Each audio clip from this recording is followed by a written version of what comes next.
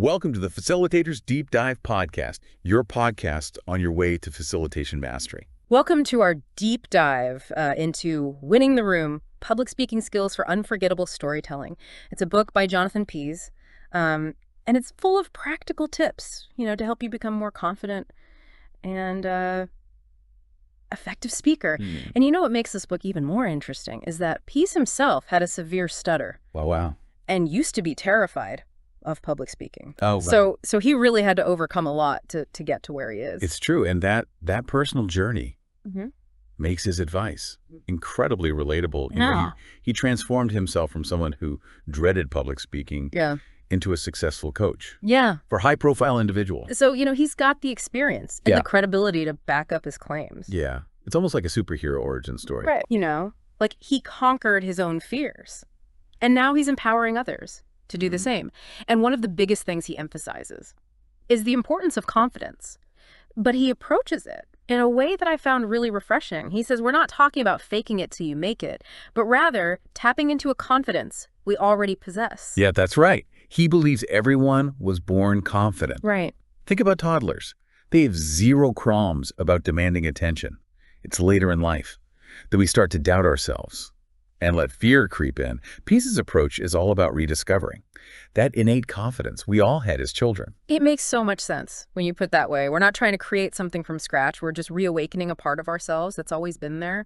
But let's be real, even seasoned speakers get nervous. Yeah. I mean, apparently Tony Robbins does primal screams before taking the stage, and Rihanna takes a shot of liquor to calm her nerves. It's a good reminder that we're all human, and feeling some anxiety before a big presentation is perfectly normal. But Pease is adamant about not trying to bluff confidence. Instead, he says it all starts with believing in your message. When you're passionate about what you're saying, that genuine belief shines through, and the audience can sense it. It's about authenticity, not artifice. And you know what else Pease thinks is inauthentic? Small talk. He actually advocates for completely ditching it, especially at the beginning of a presentation. I know that might sound counterintuitive, you'd think. Some lighthearted banter would help warm up the room. But Pease makes a compelling argument against it. He says small talk actually lowers the energy, signals that you're not confident in your material, and wastes everyone's time. And he has a hilarious anecdote to illustrate this point. He was once giving a presentation at his alma mater and ended up making small talk with some rivals from another university, and he said it totally tanked the first 20 minutes of his talk. It took forever to get the energy back on track. Ouch. That's a lesson. You definitely don't want to learn the hard way. So what's the alternative to small talk, you might be asking? Pease suggests diving right into something captivating, a thought-provoking question, a surprising statistic, or even a compelling story, anything that immediately grabs the audience's attention and signals that you have something valuable to share. That's a much better way to set the stage for a powerful presentation. And speaking of being powerful, Pease reminds us that confidence isn't just a mental game, it's physical too. He talks about the power of power posing before a presentation, like striking a Wonder Woman pose for a couple of minutes to boost your confidence. Exactly. There's some fascinating research to back this up. Amy Cuddy's work showed that holding expansive postures for just 2 minutes can increase testosterone levels and decrease cortisol, the stress hormone. It's like giving your body a confidence boost from the inside out. So before your next big presentation, remember to channel your inner superhero. And maybe do a few power poses in the bathroom beforehand. It might just give you the edge you need, but if you're still feeling those. Pre-presentation jitters. Pease has a few more practical techniques up his sleeve. Have you heard of box breathing? Yes. It's a method used by Navy SEALs to stay calm under pressure. It's incredibly simple. And you can try it right now. You just inhale for a count of 4, hold for 4, exhale for 4, and hold for 4. Repeat that a few times, and you'll be surprised at how quickly it calms your nerves. You see? Actionable advice already. And it's not just about controlling your breath. Pease also says we should pay attention to our overall physicality. Sometimes sitting up straight can actually make you look stiff and uncomfortable. That's an interesting point. He suggests loosening up a bit, maybe do some stretches beforehand, or even move your knees and hips slightly during the presentation to release some of that nervous energy. It makes you appear more relaxed and relatable to the audience. It's all about finding that balance between being poised and approachable. And here's where things get really interesting. Pease is a huge advocate for turning a presentation into a two-way conversation. He believes it's one of the most powerful ways to engage an audience. That's because active listening Mm-hmm. requires more cognitive energy Yeah. than passively listening. When you involve the audience in a conversation, they're more likely to remember what you said and be persuaded by your message. It's about creating a dialogue, not just delivering a monologue.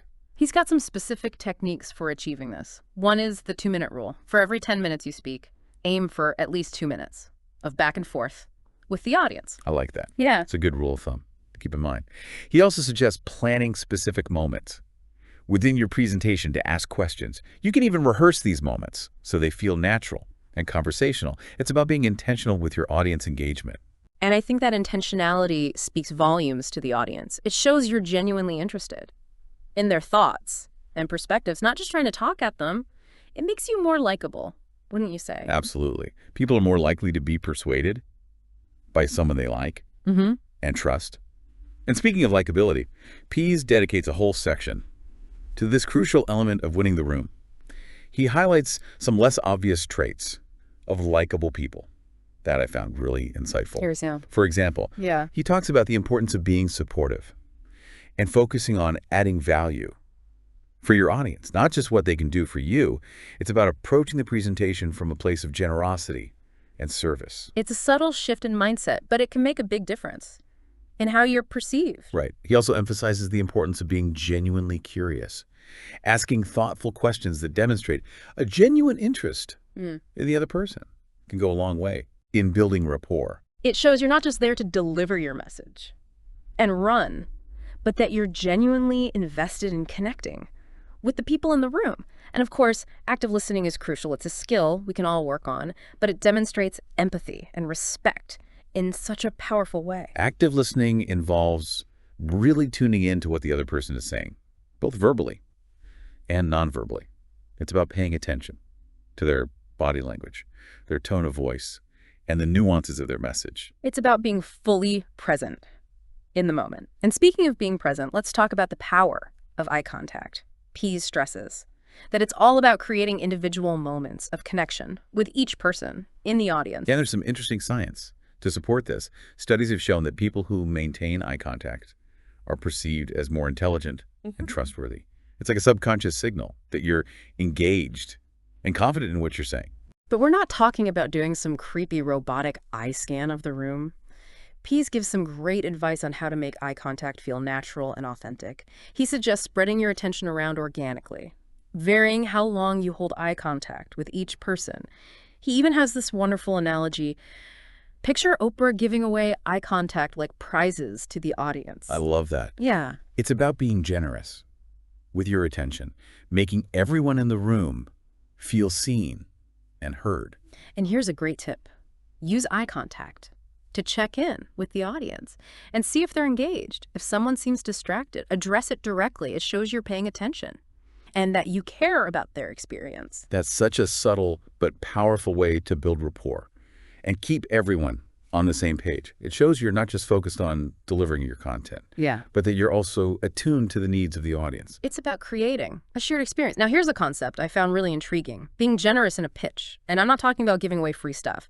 Pease is referring to a mindset shift. It's about going into a presentation Yeah. with an abundance mindset. Okay. Believing you have valuable knowledge and expertise to share, and doing so freely and enthusiastically. It's like saying, I have enough to go around, and I want to share it with you. And there's even some fascinating neuroscience behind generosity.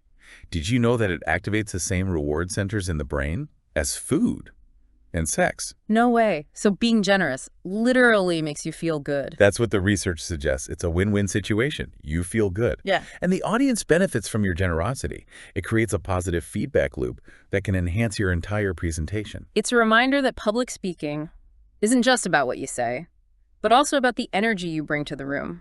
And speaking of energy, Pease has some interesting things to say about authenticity. He challenges the often heard advice to be yourself. Right. It seems like such a simple concept, but he argues that it's a bit more nuanced than that. He says authenticity in public speaking is about delivering A well-rehearsed performance that feels live and tailored to the specific audience. It's about being present, responsive, and making the audience feel like you're speaking directly to them. It's about striking a balance between preparation and spontaneity. You want to have your material down cold, but you also want to be flexible enough to adapt to the energy in the room.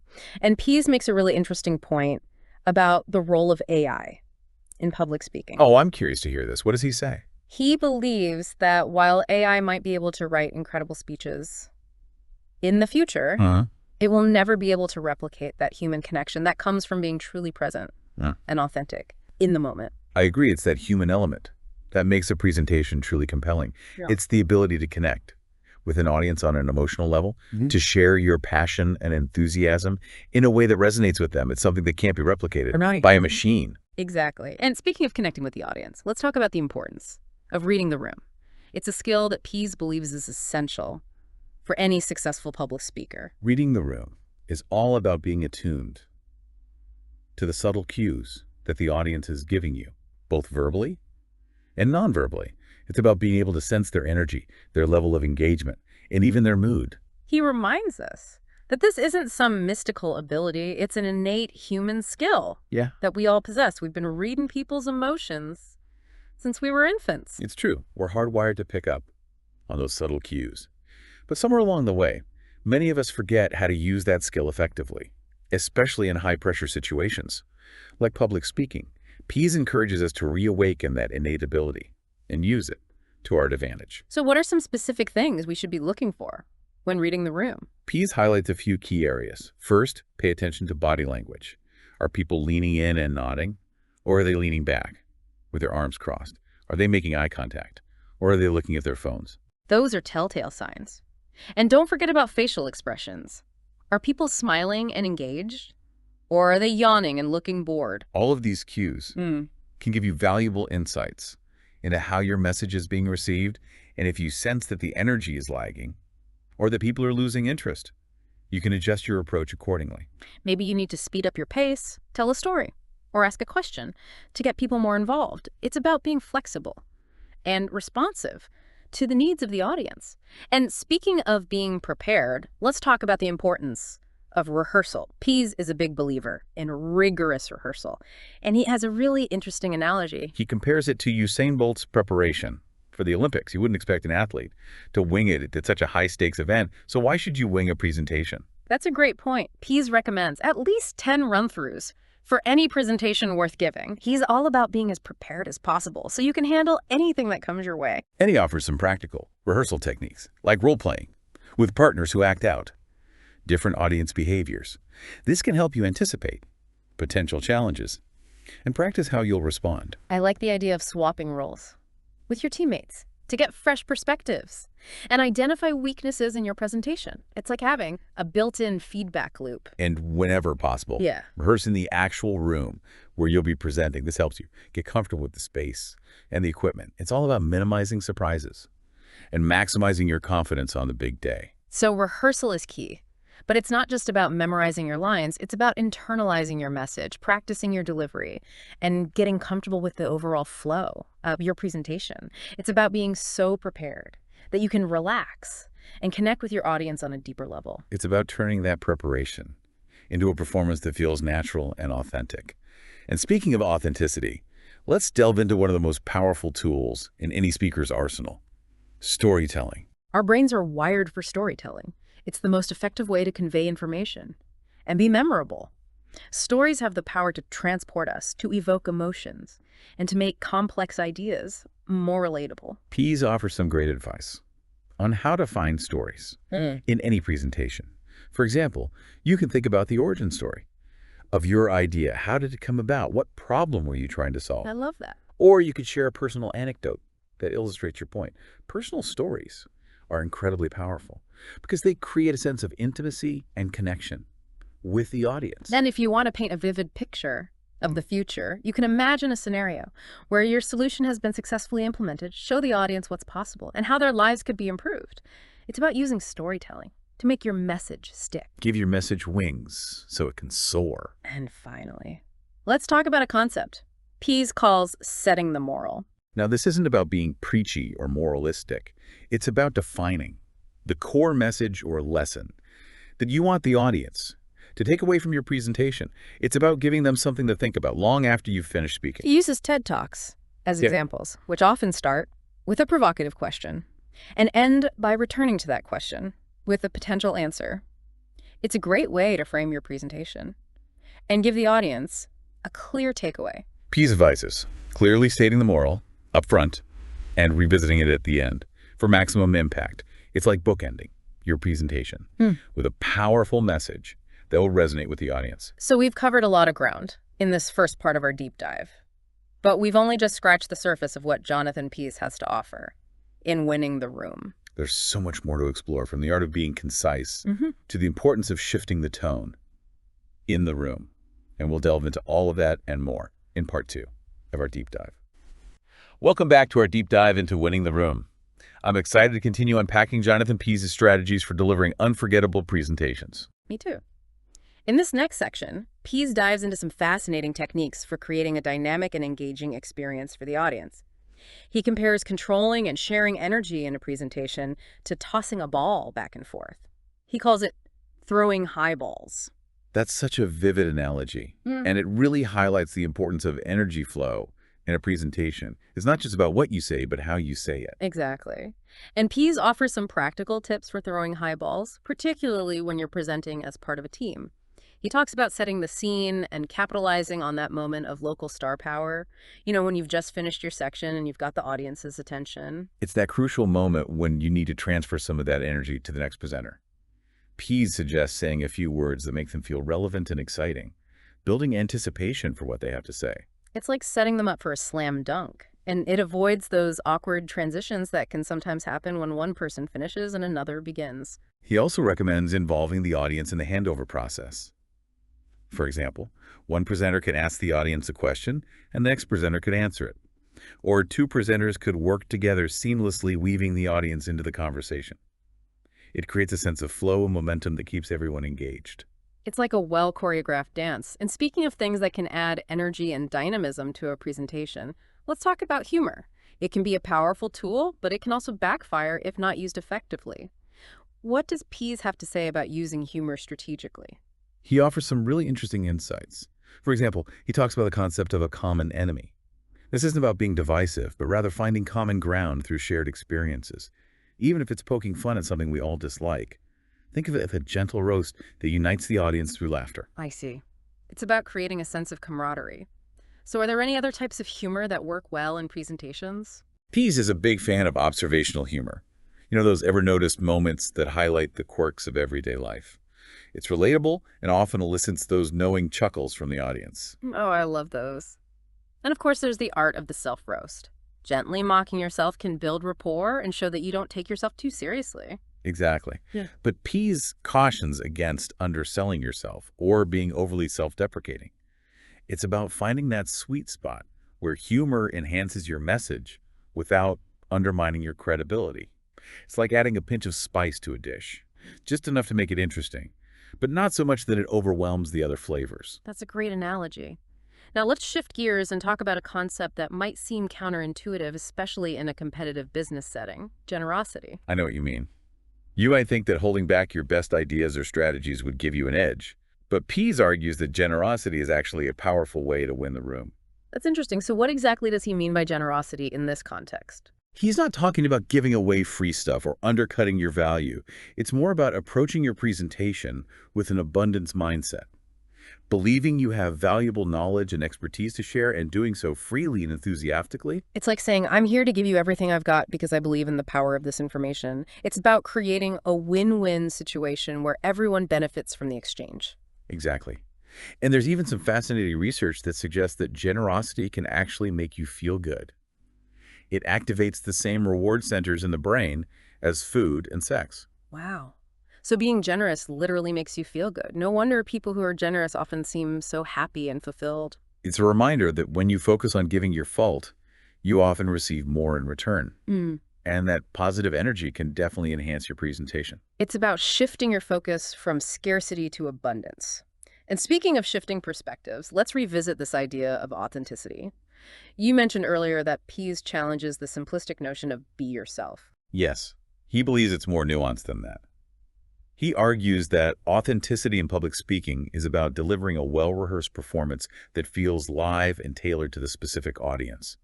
It's about being present and responsive, and making the audience feel like you're speaking directly to them. It's almost like being a jazz musician. You have your basic melody and structure, but you're also improvising and responding to the energy of the room. You're creating something unique and memorable in the moment. That's a great analogy. And Pease makes an interesting point about the role of AI in public speaking. He believes that while AI may be able to write incredible speeches in the future, it will never be able to replicate that human connection that comes from being truly present and authentic in the moment. It's the spark of humanity that captivates an audience. And speaking of captivating an audience, let's talk about the importance of reading the room. Pease believes it's an essential skill for any successful public speaker. Absolutely. Reading the room is all about being attuned to the subtle cues that the audience is giving you both verbally and nonverbally. It's about being able to sense their energy, their level of engagement, and even their mood. It's like having an emotional radar that helps you navigate the presentation. So how do we develop that emotional radar? What should we be paying attention to? Pease highlights a few key areas. First, pay attention to body language. Are people leaning in and nodding, or are they leaning back with their arms crossed? Right. Are they making eye contact, or are they looking at their phones? These nonverbal cues can tell you a lot about how your message is being received. It's like being a detective looking for clues. And don't forget about facial expressions. Are people smiling and engaged, or are they yawning and looking bored? Exactly. All of these cues can give you valuable insights into how your message is landing. And if you sense that the energy is lagging, you can adjust your approach. Maybe you need to speed up your pace, tell a story, or ask a question to get people more involved. It's about being responsive and adaptable. It's like being a surfer, riding the waves of audience energy. Now let's shift gears and talk about rehearsal. We touched on this earlier, but I think it's worth exploring further. What are some of Pease's key insights on mastering the art of rehearsal? He's a big believer in rigorous rehearsal, and he compares it to Usain Bolt's preparation for the Olympics. You wouldn't expect an athlete to wing it at such a high-stakes event. So why should you wing a presentation? That's such a great point. Pease recommends at least 10 run-throughs for any presentation worth giving. It's about being so prepared that you can relax and focus on connecting with your audience. He also recommends some really helpful techniques, like role-playing with partners who act out different audience behaviors. This can help you anticipate potential challenges and practice how you'll respond. I love the idea of swapping roles with your teammates to get fresh perspectives and identify weaknesses in the presentation. It's like having a built-in feedback loop. And whenever possible, rehearse in the actual room where you'll be presenting. This helps you get comfortable with the space and the equipment. It's all about minimizing surprises and maximizing your confidence on the big day. So rehearsal is key. It's not just about memorizing your lines, but about internalizing your message, practicing your delivery, and getting comfortable with the overall flow of your presentation. It's about being so prepared that you can relax and be present in the moment.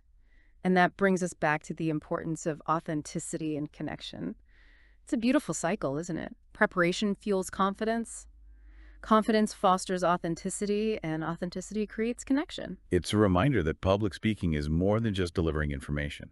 It's about sharing your passion, engaging your audience, and making a lasting impact. And speaking of making a lasting impact, let's delve into the power of storytelling. We all know that stories are captivating, but why are they so effective in presentations? Our brains are wired for storytelling. It's the most effective way to convey information and make it memorable. Stories have the power to transport us, evoke emotions, and make complex ideas more relatable. I think everyone has a favorite story, one that they love to tell and retell. There's something magical about the way stories capture our imagination and stay with us long after we've heard them. Exactly. And Pease offers some really helpful advice on how to find stories in any presentation. For example, you can think about the origin story of your idea. How did it come about? What problem were you trying to solve? I love that. Or you can share a personal anecdote that illustrates your point. Personal stories are incredibly powerful because they create a sense of intimacy and connection with the audience. And if you want to paint a vivid picture of the future, imagine a scenario where your solution has been successfully implemented. Show the audience what's possible and how their lives could be improved. It's about using storytelling to make your message stick. It's about giving your message wings so it can soar. And finally, let's talk about a concept Pease calls setting the moral. Now, this isn't about being preachy or moralistic. It's about defining the core message or lesson that you want the audience to take away from your presentation. It's about giving them something to think about long after you've finished speaking. He uses TED Talks as examples, which often start with a thought-provoking question and end by returning to that question with a potential answer. It's a great way to frame your presentation and give the audience a clear takeaway. Pease advises clearly stating the moral upfront and revisiting it at the end for maximum impact. It's like bookending your presentation with a powerful message that will resonate with the audience. So we've covered a lot of ground in this second part of our deep dive into winning the room. We've explored everything from the importance of energy flow to the power of storytelling and setting the moral tone, but there's still more to uncover. In Part 3, we'll delve into Pease's strategies for being truly influential and memorable. We'll talk about the importance of novelty visuals and high contrast. We'll explore the power of being concise and how to shift the tone in the room from the moment you walk in. And we'll leave you with some final thoughts and takeaways from this insightful book. Welcome back. We're diving into the final part of Jonathan Pease's Winning the Room, where he shares some incredibly powerful strategies for leaving a lasting impression on your audience. It's all about being influential and memorable, but not in a manipulative way. Pease is all about ethical persuasion, understanding how people make decisions, and presenting your ideas in a way that truly resonates with them. You're right. It's not about tricks or gimmicks. It's about genuine connection. And Pease actually breaks down influence into a formula, which I found really helpful. He says it's a combination of attention, attractiveness, and social proof. So it's about grabbing the audience's attention right from the start, making your ideas appealing and desirable, and then backing it all up by demonstrating that others believe in your message. It's like building a case for your idea.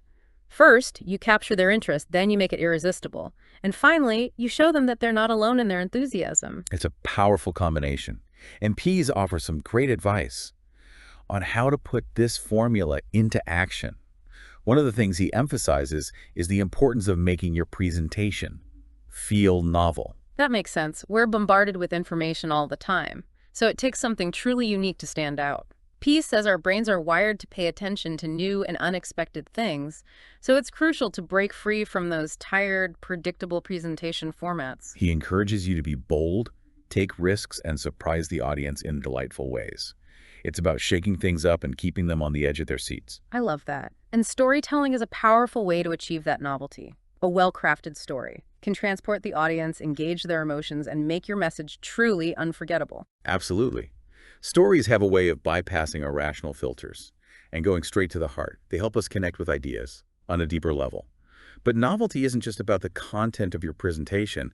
It's also about the way you present it. Pease is a big believer in the power of visuals. That's so important in today's world. We're constantly bombarded with visual stimuli, so our presentations need to be visually appealing to stand out. But it's not about going overboard with flashy graphics or animations. Right. Pease is all about using visuals strategically to enhance your message and create a more engaging experience for the audience. Think of it as adding another layer of meaning to your presentation. And he talks about the importance of high contrast. Our brains are wired to pay attention to change, so incorporating moments of high contrast into your presentation can be really effective. It could be a shift in tone, a change in pacing, or a sudden movement. It's about keeping the audience engaged and preventing them from zoning out. Think of it like adding punctuation marks to your presentation, highlighting key points, and creating a more dynamic rhythm. That's such a great way to think about it. And speaking of keeping things engaging, Pease is a big advocate for being concise. He believes that the less information you present, the more the audience remembers. It sounds counterintuitive, but it's true. Our brains can only process so much information at once, so it's crucial to be selective and deliver your message with impact. It's about quality over quantity. Pease recommends aiming for 20-minute pitches maximum and using the rest of the meeting time for discussion and Q&A. It's a bold approach, but it makes sense. Instead of trying to cram everything into a long presentation, you focus on the most essential points and then allow for deeper engagement with the audience. It's a great way to make sure your key takeaways stick. Now, let's talk about something that's often overlooked but incredibly important: tone. Pease believes that the speaker needs to shift the tone in the room from the moment they walk in. It's about setting the stage for the experience you want to create. It's about disrupting the status quo and creating an atmosphere that's conducive to your message. He shares a brilliant example of an agency that won a rail client by recreating the frustrating experience of bad train service in their waiting room. The client literally felt the pain points, which made the agency solution all the more compelling. It's a fantastic example of how tone can be just as important as content when it comes to winning the room. It's about creating an immersive experience that engages the audience on an emotional level. And in the final chapters of Winning the Room, Pease challenges us to rethink the conventional hour-long presentation. He asks a really thought-provoking question. Is there a bolder, more memorable way to achieve your goal in less time?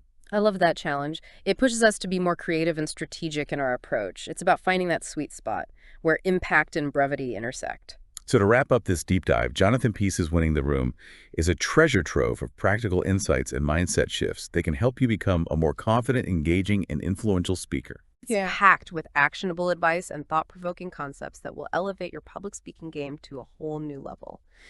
If you're ready to win the room, this book is your guide. Thanks for joining us on this deep dive.